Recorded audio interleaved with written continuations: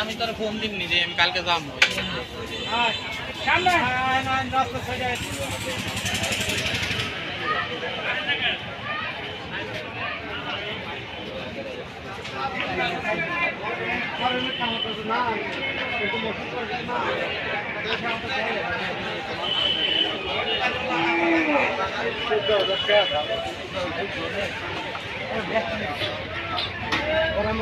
আসল ঘরের সামনে আমাদের গরু রাখা আছে। দ্রুত ভাই গরুটা সরা ফেলান, গরুটা গরু সরা ফেলান।